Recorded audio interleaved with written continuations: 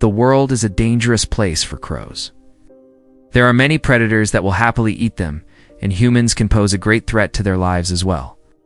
But there's another reason why being born a crow sucks, and it has everything to do with how they raise their young. Hi, I'm here with Miniterth. And one of the worst things about being a crow is that your parents will kick you out of the nest before you're ready to leave. Like most songbirds, crows typically fledge, meaning they take their first flight outside of the nest at around 6 weeks old. At this point, they've developed enough feathers to fly, but their wings and bodies aren't fully grown, making them pretty vulnerable. So fledglings stay close to the nest and spend time practicing takeoffs and landings while their parents forage for food. The parents then bring the food back to the nest where the young birds gobble it down. This process repeats until the fledglings are about 10 weeks old and can survive on their own. But with all that said, even though baby crows are not yet great at flying, at some point, they have to learn how to fly because the alternative is certain death. And so crows practice flying as soon as they possibly can, taking small flights between perches and getting comfortable with flapping their wings and steering themselves through the air. And baby crows start these flights from very low heights. But as they grow older, they begin to venture farther and farther from the nest. And when they get too far away, their parents stop calling back to them. That's right, just kind of let their kids fend for themselves. And if that wasn't bad enough, sometimes the parents move the whole family to a new nest before the fledglings are ready to go, leaving the young birds no choice but to figure out how to survive on their own in an entirely new territory. And that would be hard enough if crows didn't have so many predators trying to eat them. Owls, hawks, snakes, foxes, raccoons, opossums, cats, dogs, yes, even domestic dogs and of course humans. They all love to eat crow. So the young birds need to be able to fly well enough to escape from all these predators. Which means learning how to fly when you are still growing and developing is kind of a big deal. Flying is not like riding a bike, where once you've learned how, you don't forget. Flying is more like playing an instrument or doing a sport where you have to practice a lot to get good. And when you haven't fully mastered the skill and your life depends on it, the stakes are really high. When fledgling crows attempt to fly, they don't just flap their wings. They also use something called dynamic soaring to help them stay airborne. This means that instead of just flapping from one spot to another, they take advantage of thermals and updrafts by soaring and riding the air currents like a hang glider. And young crows are pretty good at this. In fact, researchers have found that fledglings use dynamic soaring to travel 25 kilometers or more each day as they search for food or try to find a mate. In order to study how fledgling crows develop their flying skills, researchers at the University of Montana used a wind tunnel to simulate both normal conditions and extreme weather, strong winds and rain. They tethered a rope around the leg of a plastic crow decoy and pulled it along a runway at different speeds to simulate wind.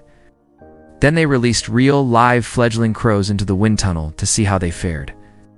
Under normal conditions, the fledglings were okay, but when researchers increased the speed of the simulated winds, the young birds struggled to keep up, often getting blown off course, because birds use the angle of their wings to control how they move through the air.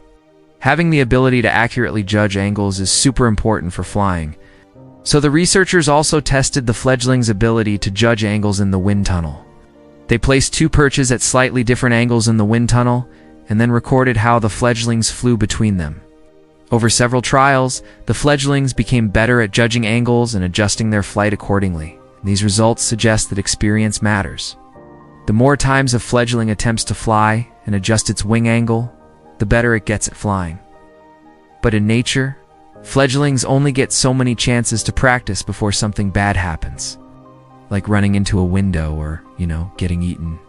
So if we want to understand how baby crows become adult crows, we need to see what happens to them when they practice in the wild. To learn more about how fledglings fare when they venture too far from the nest, researchers tracked 28 fledgling crows over the course of 3 summers. Every day they recorded the fledglings' location, weight, whether or not they were carrying food back to the nest, whether or not they were being fed by their parents. And what they found was pretty grim. Of the 28 fledglings, only 8 survived beyond their first week. And the biggest cause of death was starvation. Only 1 fledgling out of the 8 that survived was ever observed catching its own prey. The rest simply stole food from other birds or from people. although it might seem like fledglings are basically on their own once they fledge. This study showed that even after parents stop calling back to their young, they will still occasionally bring them food. But overall, this is a pretty risky strategy for parents who have spent a ton of time and energy raising their young only to kick them out of the nest. But this isn't really a uniquely crow thing. Lots of animals will kick their young out of the nest before they re-ready to survive on their own, like black-crowned night herons, cliff swallows, loggerhead turtles, and yes, even humans. Being born into the world is tough. It's a dangerous, unpredictable place that requires a huge amount of skill to navigate successfully. So maybe it makes sense that we do and want to put that much pressure on ourselves as parents. I mean, think about it. Would you be willing to spend months getting pregnant and then giving birth to a baby that you know is going to be completely helpless and dependent on you for survival? And then once you've done all that work, would you be willing to kick that baby out of the nest before it's ready? You might be thinking, what kind of monster would do that? But if you look around, you'll see that we already do this all the time. We hatch chicks and ducklings that will roam the world, hunt for food, and try not to get eaten.